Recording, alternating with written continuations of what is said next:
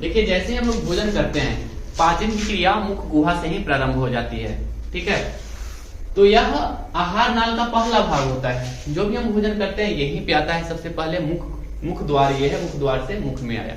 ठीक है, छिद्रनुमा संरचना होती है, इसके बारे में कह रहे हैं, छिद्रनुमा संरचना होती है। ठीक है, मुख गुहा में क्या क्या होता है? तो मुख गुहा में दांत होता है, जीभ होता है और लाल ग्रंथि, और एक और बताया कि यौला भी होता है। ठीक है, स्वाद के लिए क्या होता है? जीभ होता है। ये देखिए स्वाद के लिए जीभ है। जीभ के ऊपर देखिए बहुत सारे स्वाद कलिकाएं होती है। ठीक है, जो इस तरीके का होती है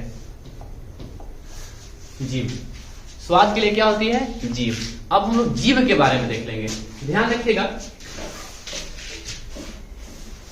पुरुषों की तुलना में स्त्रियों में स्वाद कलिकाएं कुछ ज्यादा ही होती है। अगर देखा जाए जैसे जैसे आपका एज बढ़ेगा, एज बढ़ने के साथ साथ आपका स्वाद कलिकाएं घटते जाएगी। जैसे अराउंड 50 साल की उम्र में आपकी स्वाद कलिकाएं मात्र और मात्र 50% रह जाएगी। आप देखे होंगे कि आपके घर में भी बुजुर्ग लोग होंगे, बात बात पे बोलते होंगे कि आज खाना में स्वाद नहीं लग रहा है। ठीक है, उनमें उनकी कोई गलती नहीं। आपके साथ भी ये चीज होगा। आप जैसे जैसे आपकी एज बढ़ेगी, आपकी स्वाद कलिकाएं घटती जाएगी। 50 साल के उम्र में ये स्वाद कलिकाएं मात्र और मात्र 50% रह जाती है। उनको थोड़ा मीठा कम लगता है, थोड़ा खट्टा कम लगता है, इसलिए जब वो शिकायत करें तो उनकी शिकायत को बुरा ना माने। ठीक है, उनके पीछे रीजन यही है कि उनकी स्वाद कलिकाएं धीरे धीरे नष्ट होते जाती है। ठीक है, तो पुरुषों की तुलना में महिलाओं में पुरुषों की तुलना में स्वाद कलिकाएं कुछ ज्यादा ही पाया जाता है ना। और स्वाद कलिकाएं कहाँ होती है? जीभ पे होती है। अब एक चीज और देखिएगा, यही स्वाद कलिकाएं हैं। ठीक है, और इसको देख सकते हैं इस रूप में, थोड़ा अगर माइक्रोस्कोप से देखा जाए तो हमें ऐसे दिखाई देती है। ठीक है, अब यहाँ पे कुछ स्वाद कलिकाएं बनाई गई है, ध्यान रखिएगा। जो आपका जीभ का आगे वाला भाग है ना, यहां से हम लोग मीठा महसूस करते हैं। ठीक है, अगल बगल जैसे ही आप देखिएगा इमली या फिर कोई भी खट्टा पदार्थ देखिएगा, आपका जो लार जो निकलेगा ना, ऐसा प्रतीत होगा कि साइड से निकल रहा है, यहां से निकल रहा है साइड से, तो यहां से आपको खट्टा महसूस होता है। ठीक है, तो आगे से मीठा और जस्ट पीछे है ना, जीभ के जो पीछे वाला पार्ट हुआ ना, यहां से आपको कड़वा अनुभव होता है। यहां से कड़वा, यहां से मीठा। तो आगे अगर याद है मीठा, तो पीछे क्या हो गया? कड़वा। ठीक है, यह हो गया आपका नमकीन का, नमकीन, और यह हो गया आपका खट्टा का।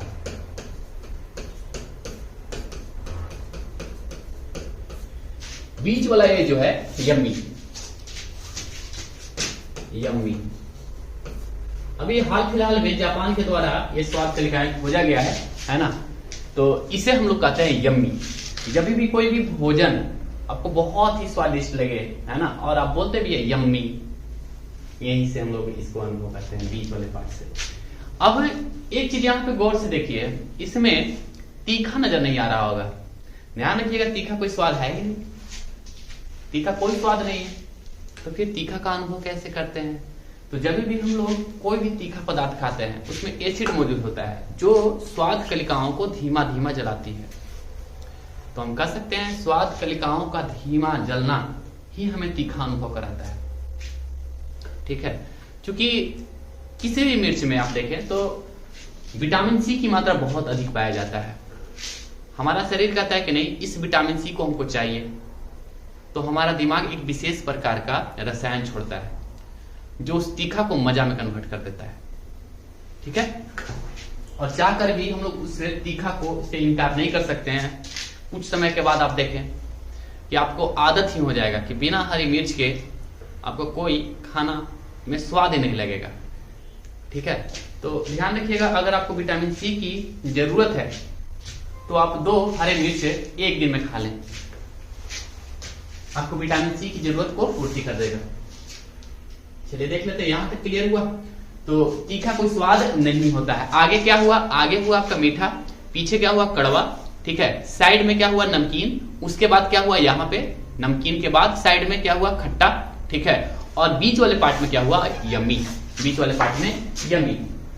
तीखा कोई स्वाद नहीं होता है, कुछ स्वाद कलिकाओं का धीमा जलना ही हमें तीखा अनुभव कराता है। एक चीज और देखिएगा, आपके स्किन पर भी तीखा अनुभव होता है। जब भी आप कोई मिर्च आप अपने हाथ पे या फिर पैर पे रगड़ेंगे तो वहां पे कोशिका जो है धीरे धीमा धीमा जलता है। तो ये तीखा आप अपनी त्वचा पर भी महसूस कर सकते हैं, ठीक है। अब इसको एक बार हम लोग देख लेते हैं कि उम्र बढ़ने के साथ साथ स्वाद कलिकाएं की संख्या कम हो जाती है। 50 वर्ष में स्वाद कलिकाएं कितना रह जाती है, मात्र 50% रह जाती है। यहाँ पर देखिएगा, तीखा कोई स्वाद नहीं होता है, ये कोशिकाओं का धीमा जलना होता है। जब हमारी जबान हल्की जलती है तो हमें तीखा का अनुभव होता है। ये तीखापन केवल जबान ही नहीं बल्कि त्वचा में भी होता है, ठीक है। नेक्स्ट हम लोग देख लेते हैं मनुष्य के दांत। तो मुख गुहा पढ़ रहे थे, मुख गुहा में हम लोग अभी पढ़ लिए हैं जीभ के बारे में। दूसरा इसमें पार्ट होता है दांत, इंपॉर्टेंट आपका दांत। तो ये है मनुष्य का दांत। देखा जाए तो मनुष्य में एक नहीं बहुत प्रकार का दांत होता है। अगर आपसे कोई पूछे कि मनुष्य स्वभाव से है क्या, शाकाहार है या फिर मांसाहार है, तो आपका उत्तर क्या होगा, सोचकर कमेंट बॉक्स में उत्तर दीजिएगा इसका, ठीक है। हम लोग यहाँ पे पूरा वैज्ञानिक रीजन से देखेंगे कि मनुष्य जो है आखिर शाकाहार है या फिर मांसाहार है। तो मनुष्य का सबसे पहले हम लोग देख लेते हैं दांत, दांत की बनावट। दूसरा होता है आहार नाल की बनावट और तीसरा होता है अपेंडिक्स, ठीक है। 3 चीज पर हम डिस्कशन करेंगे और फाइनली रिजल्ट निकालेंगे कि मनुष्य जो है शाकाहार है या फिर मांसाहार है। तो पहला देख लेते हैं दांत। प्राकृतिक हमको ऐसा ही दांत देगा जैसा कि हम भोजन ग्रहण कर सकते हैं या फिर जिस तरह के भोजन को हम पचा पाएंगे, ठीक है। तो ये अनुकूलन भी कोई चीज होती है, ध्यान रखिएगा। पहला है केनाइन। केनाइन का मतलब होता है फाड़ना, है ना। जो भी ऐसे जीव हैं जो कच्चा मांस खाते हैं या मांस खाते हैं, उनमें ये दांत जरूर होगा। इसको रत्नक कहते हैं या फिर केनाइन कहते हैं। जैसे शेर और बाघ का ये जो दांत देखिए काफी बड़ा बड़ा होता है, काफी बड़ा बड़ा होता है ये वाला दांत।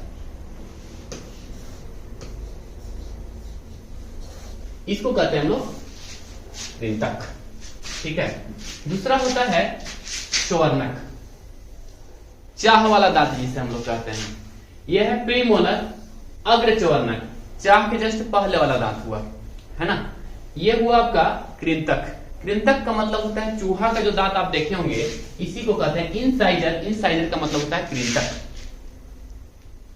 आप देखे होंगे चूहा का जो दांत होता है ना, दिन प्रतिदिन बढ़ते जाता है। आप कभी देखे होंगे चूहा बेचारा आपके शर्ट को भी काटा होगा। क्यों काटता है? क्योंकि उसका दांत दिन प्रतिदिन बढ़ते जाता है। अगर उसके दांत को नहीं काटा गया तो दिन प्रतिदिन उसका दांत बढ़ते जाएगा और दोनों जबड़ों में प्रवेश कर जाएगा और वो चूहा ऐसे ही मर जाएगा। अपने दांत को छोटा करने के लिए और शार्प करने के लिए वो क्या करता है, कुरकता है, ठीक है। तो कृंतक, उसमें कौन सा दांत होता है, यही इंसाइजर दांत होता है, कृंतक। हिंदी में कृंतक और इंग्लिश में इंसाइजर, ठीक है। तो हमारे पास बहुत प्रकार के दांत होते हैं, ठीक है। अलग अलग प्रकार के वैरायटी के दांत होते हैं, इसलिए हेट्रोडेंट कहा जाता है। मनुष्य को क्या कहा जाता है, हेट्रोडेंट, ठीक है। विषम दंती एक नहीं बल्कि कई दांत होते, कई प्रकार के दांत होते हैं मनुष्य में, इसलिए इसे विषम दंती भी कहते हैं। ध्यान रखिएगा, विषम दंती, हेट्रोडेंट। एक जीवन काल में कितनी बार हमारे दांत उगती है, 2 बार उगती है, इसलिए द्विबार दंती भी कहते हैं। यहां तो लिखा हुआ है कि दांतों के अध्ययन को क्या कहते हैं, ओडोंटोलॉजी, ठीक है।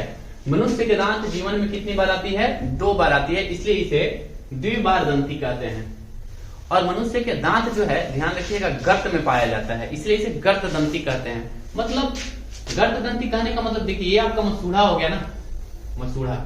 तो इस तरह से आपका दांत नहीं है, ये नहीं, ऐसे नहीं, और ये ऊपर में भी कर लेते हैं। और अगर आप सोच रहे होंगे कि हमारा दांत ऐसे है, तो बिल्कुल नहीं। हमारा मसूड़ा में देखिए ऐसे है, गर्त में,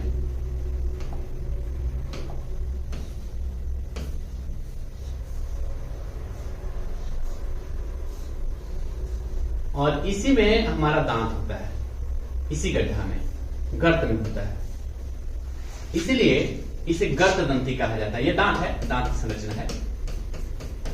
तो मसूड़ा आपका ये हुआ ऐसे नहीं, बल्कि मसूड़ा आपका ऐसे हुआ, देखिए ऐसे, और इसी गर्त में हमारा दांत फिक्स होता है। ठीक है, इसी में हमारा दांत इस तरह से फिक्स होता है। इसलिए मनुष्य के दांत को क्या कहते हैं हम लोग? गर्त दंती कहते हैं। विषम दंती हम तो शुरू में ही बताएं, कई प्रकार के दांत होते हैं, इसलिए इसे विषम दंती कहते हैं, और इंग्लिश में इसे हेटेरोडोंट कहते हैं। अब एक चीज और, क्या दांत हड्डी होता है?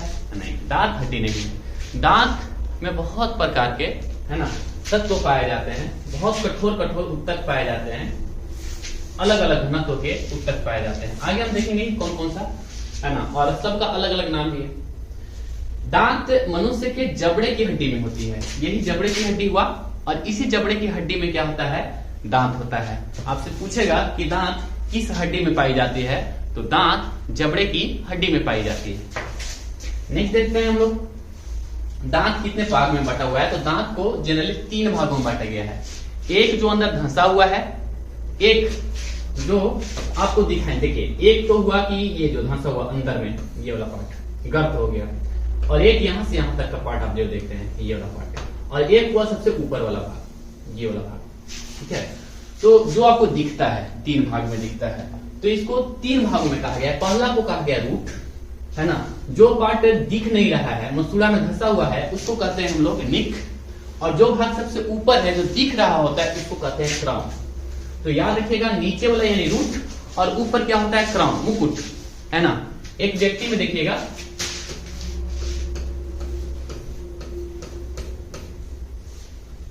तो ही पैरना, क्राउन कहां पहना जाता है? ऊपर।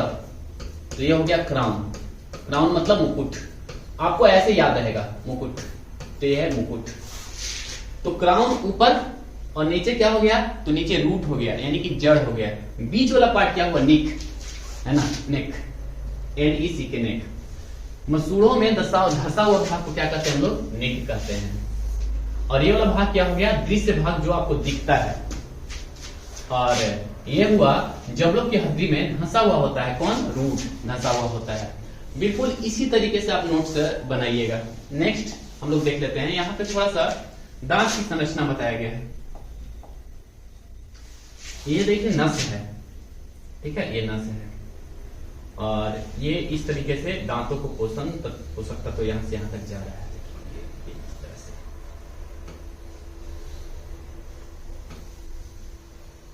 ठीक है, इस तरीके से क्या, ये जो ऊपर वाला पार्ट जो दिख रहा है यहां से यहां तक, ये वाला पीला वाला भाग, ये डेंटिल नामक यौगिक से बना होता है। ये किससे बनता है? डेंटिन। तो सबसे पहले यहां पे देख लीजिएगा, डेंटिन नामक प्रोटीन। तो ये जो है किससे बना होता है? डेंटिन नामक प्रोटीन। ये पीला वाला भाग, पीला वाला भाग, जिसे हम लोग कह रहे हैं दृश्य भाग, जो दांत का दिखने वाला भाग है, क्राउन। तो आपसे पूछेगा कि क्राउन किस चीज का बना होता है? तो डेंटिन नामक प्रोटीन का बना होता है। ठीक है, यानी कि मुख्य रूप से एक प्रोटीन का बना होता है, और कौन सा प्रोटीन है? डेंटिन, डेंटिन नामक प्रोटीन है। इसके ऊपर क्या होता है? तो इसी के ऊपर एक इनेमल का परत होता है। ये जो आपको दिख रहा है ना सिल्वर कलर का, ये इनेमल का परत होता है। इनेमल ये दांत का ही नहीं बल्कि मानव शरीर का सबसे कठोरतम अंग है।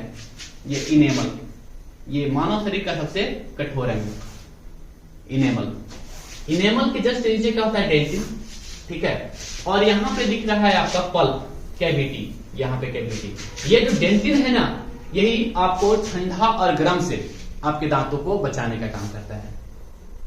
इसे सेंसिटिव कहते हैं हम लोग। अगर ज्यादा ठंडा खा लिया दांत में झंझनाहट आने लगेगा, तो बस यही बचाता है। यानी कि डेंटिन नामक जो परत है ये बचाने का काम करता है। और इसके ऊपर एक कठोर परत होता है, ये है इनेमल का परत होता है।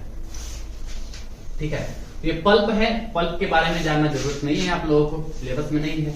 ये है गम, यानी कि मसूड़ा। जब डायरिया होता है तो यही गम को खाना शुरू कर देता है, और ये जब गम को खाना शुरू कर देगा तो जो दांत इतना बड़ा दिख रहा था आगे दिख रहा है तो जब ये गम को खा जाएगा तो देखिए गम ये खा गया, मान लीजिए मसूड़ा खा गया, तो ये दांत जो है अब इतना बड़ा दिखेगा, ठीक है।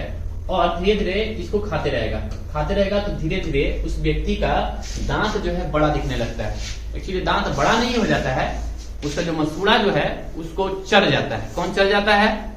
तो एंट अमीबा जिंजिविलिस, है ना, एंट अमीबा जिंजिविलिस, यही है दांत का प्रोटोजोआ, जिसे हम लोग कहते हैं एंट अमीबा जिंजिविलिस। होंठों पर चिपका हुआ रहता है, किस के दौरान एक व्यक्ति से दूसरे व्यक्ति में जाता है।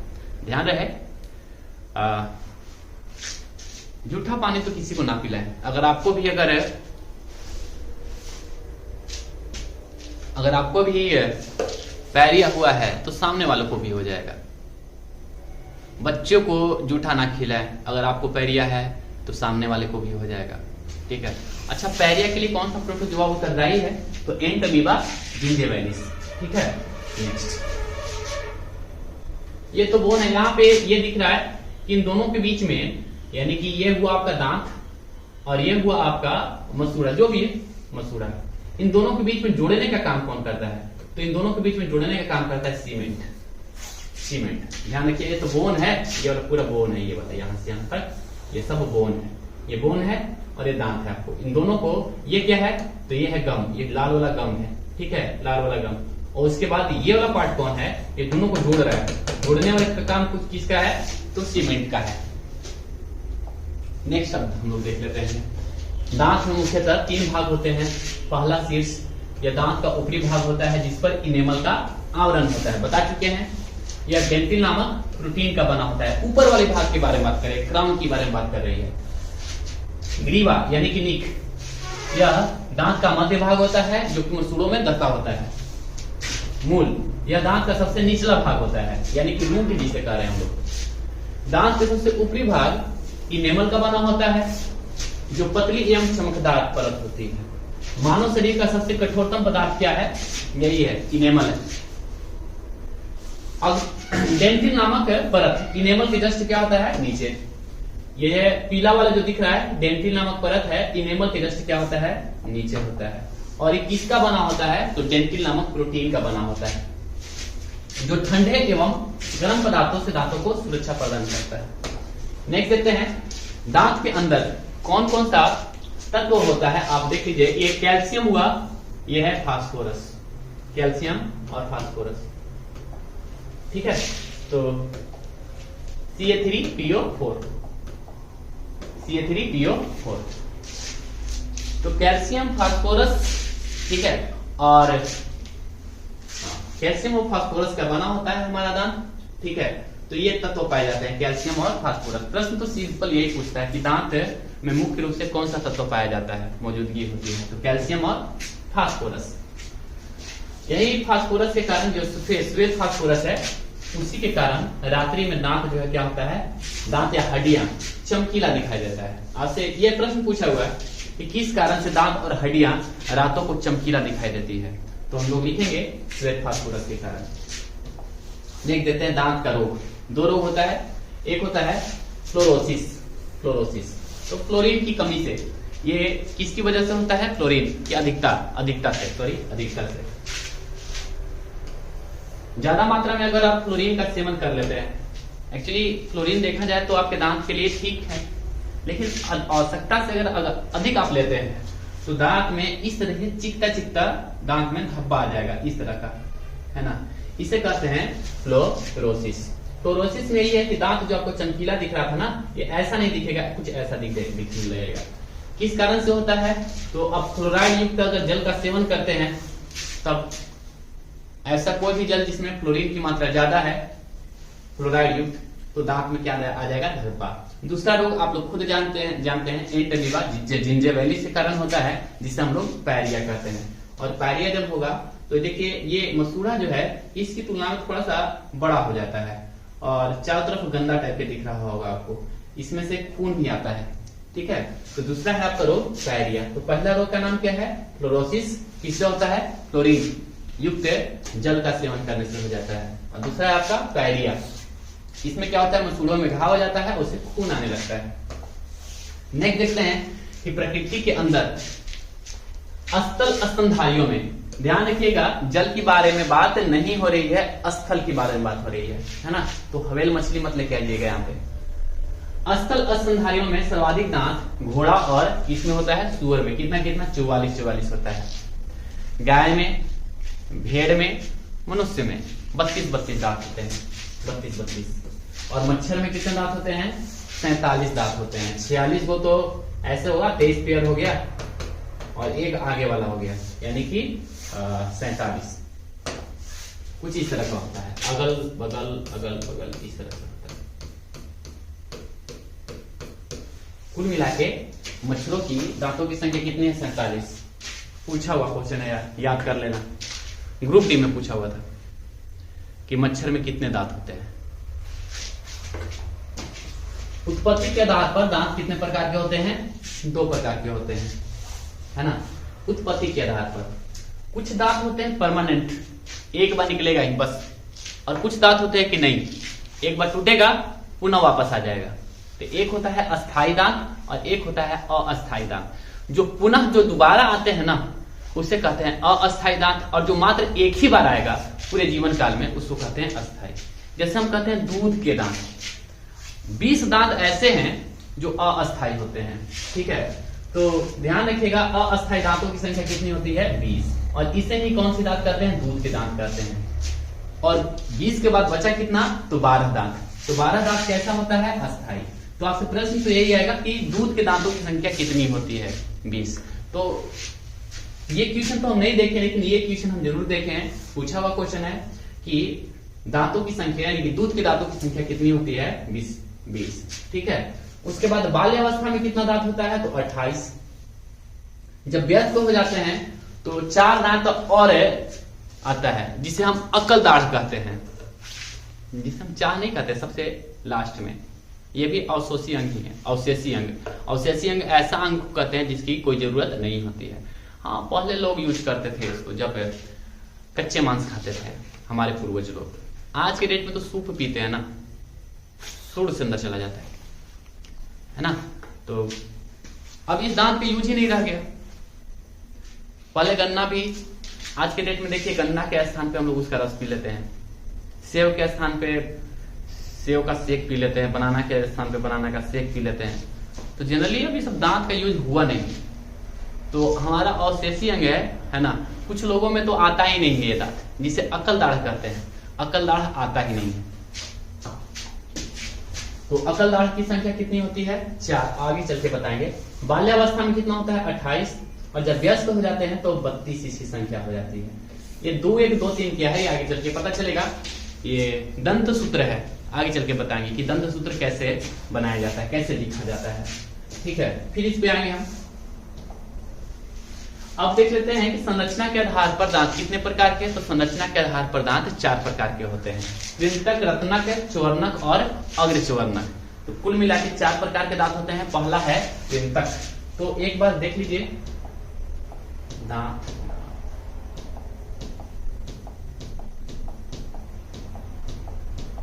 हाँ ये रहा।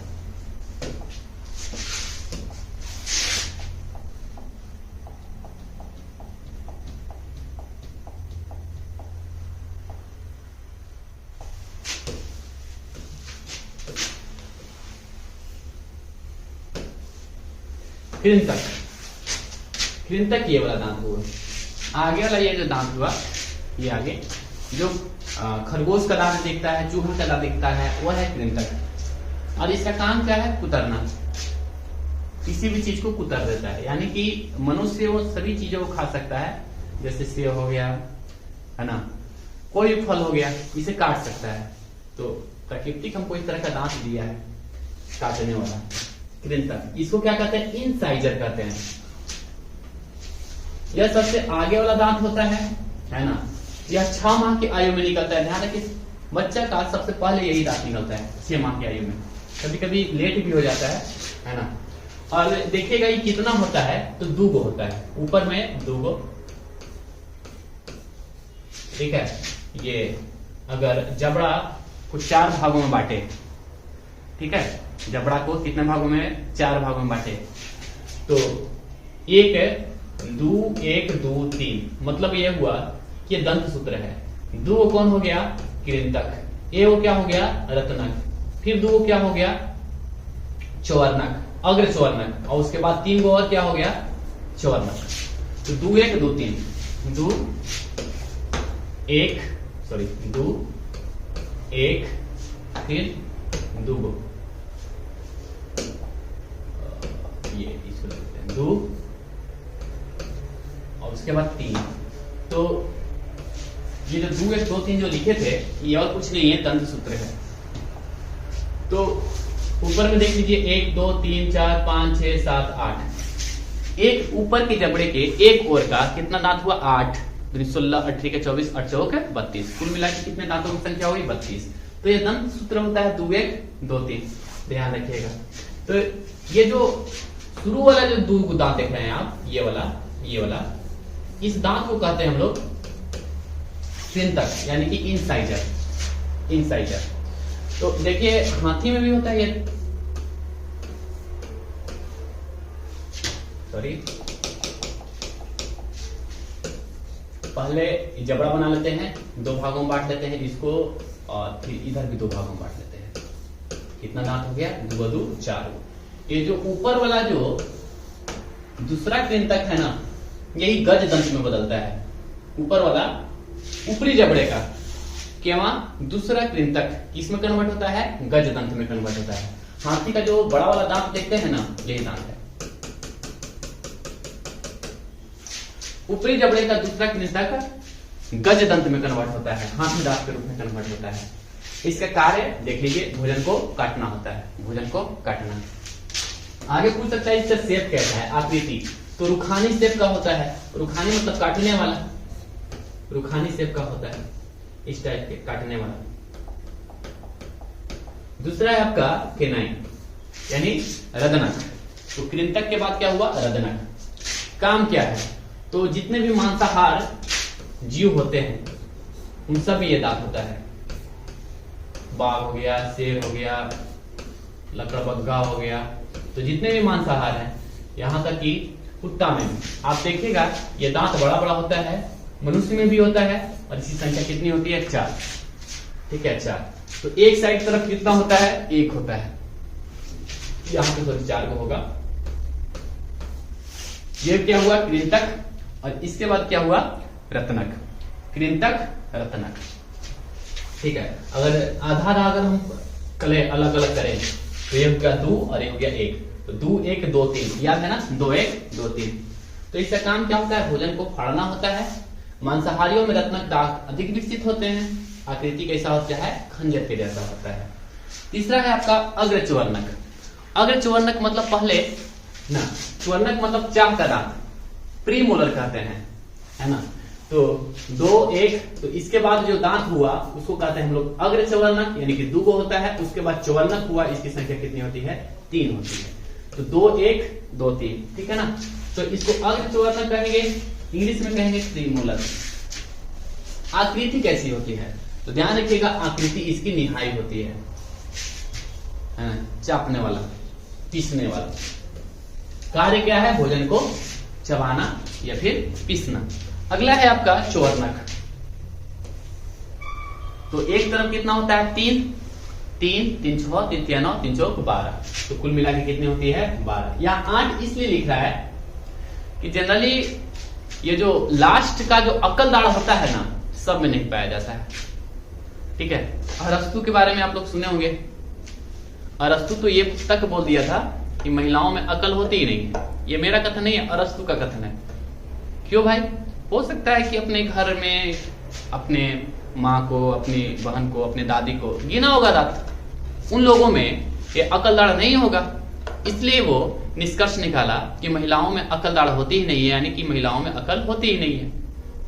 ठीक है, बहुत समय लग गया था इस थ्योरी को झुठलाने में। ठीक है, अब देखते हैं। बहुत समय तक यूरोप के लोग ये चीज को मानते रहे थे। आकृति कैसी होती है इसकी? निहाई। कार्य क्या है? भोजन को चबाना या फिर पीसना। तो यहाँ पे लिख भी रहा है कि लास्ट मोलर जो होता है, लास्ट वाला जिसे हम अकल दाढ़ कह रहे हैं, यूजलेस होता है, कोई उपयोग नहीं होता है। इसे अकल दाढ़ कहते हैं।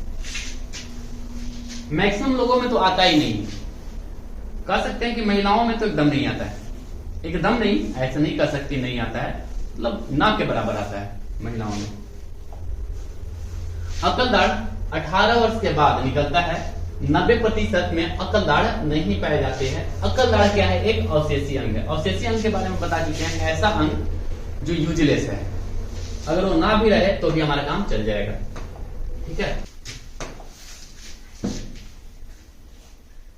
नेक्स्ट है सामान्यतः मनुष्य में के अंदर अकल दाढ़ में की संख्या कितनी होती है? 12। तो अकल दाढ़ की संख्या कितनी होती है? 12। आप देख सकते हैं 3, 3, 6, 3, 9, 3 चौक 12। 18 से 25 वर्ष के मध्य ही उगता है। दांतों के अंदर पाए जाने वाले गैप को भरने के लिए क्या किया जाता है? चांदी का अमलगम का प्रयोग किया जाता है। चांदी के साथ क्या मिलाया जाता है? पारा। चांदी के साथ क्या मिलाया जाता है? पारा। इसे कहते हैं चांदी का अमलगम।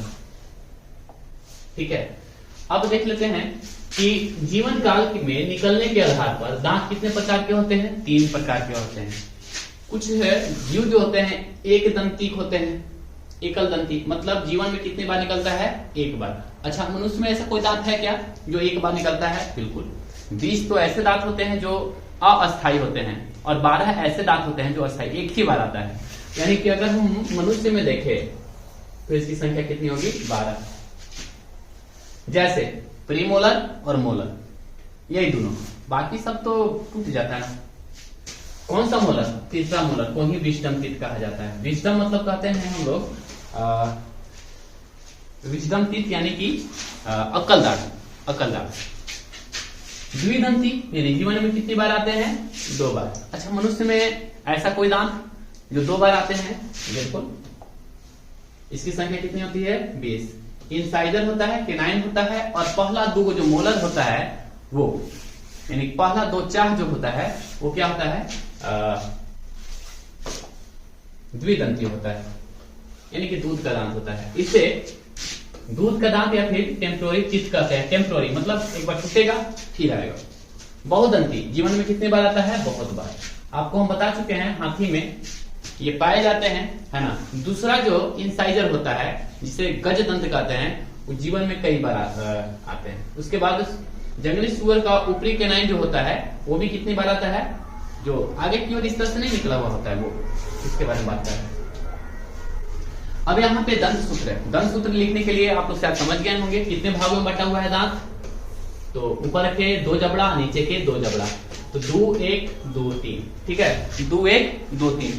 तो 2, 1, 2, 3 बटा 2, 1, 2, 3, और इसका कैसा भाग? कितना भाग है? 2 भाग है। तो ये ऊपरी जबड़े का दांत, नीचे जबड़े का दांत गुना कितना? 2। तो ये हो गया एडल्ट का दंत सूत्र। 2, 1, 2, 3 बटे 2, 1, 2, 3 बटे गुने कितना? 2। अब 18 वर्ष के पहले, ये पहले लिखा हुआ है, 18 वर्ष के पहले 2, 1, 2, 3। अच्छा, यहां से एक हटा हुआ है, नहीं, विजडम टीथ, अक्ल दाढ़। तो 2, 1, 2, 3 नहीं बल्कि 2, 1, 2, 2। तो कितना हो गया? गुने 2। कितना हुआ? 2, 2, 4, 1, 5, 7।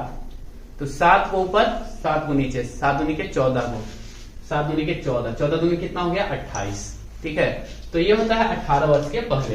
अब कुछ लोगों में ये जो लास्ट वाला जो टीथ है वो उगाता है, किसी किसी में नहीं आता है, जिसे हम लोग क्या कहते हैं? अक्ल दाढ़ कहते हैं। इसलिए 2, 1, 2, 3 बटे 2, 1, 2, 3 गुने 2, और 18 वर्ष के पहले 2, 1, 2, 2 बटे 2, 1, 2, 2 गुने 2। अब यहाँ पर देखिए मिल्क टीथ। मिल्क यानी कि दूध, यानी कि अस्थायी दांत कौन कौन होता है? तो ध्यान रखिएगा, 2, 1, 0, 2 इंसाइजर निकलता है, केनाइन निकलता है, प्री मोलर नहीं निकलता है, और मोलर, मोलर क्या गो? 2 गो मोलर। ठीक है, जिसे चाह का दांत कहते हैं हम लोग। उसी तरह से नीचे भी आता है, गुने कितना? 2। तो ये कितने बार आते हैं? 2 बार। आपसे अगर मिल्क टीथ का अगर फॉर्मूला कहेगा तो 2, 1, 0, 2 बटे 2, 1, 0, 2 गुने कितना? 2। चलिए आगे देखते हैं अस्थायी दांत। तो अस्थायी दांत से आपको हम बताए हैं कि इसकी संख्या कितनी होती है? 12। ये 2 गो यानी कि केनाइन और इंसाइजर, ये दोनों तो होगा ही नहीं, तो बचा कौन? तो एक मोलर बचा और एक प्री मोलर बचा। तो ध्यान रखिएगा, प्री मोलर के गो बचा 2 गो और मोलर के गो तो 1 गो। तो प्री मोलर 2 गो और मोलर 1 गो बटे 0021 बटे 0021 गुने कितना हुआ 2, और ये कितने बार आते हैं 2 बार आते हैं। ठीक है, तो आपको मुख गुहा के बारे में हम पूरा बता चुके हैं और अगला टॉपिक आपका शुरू होगा आहार नाल। ठीक है, मिलते हैं नेक्स्ट वीडियो में।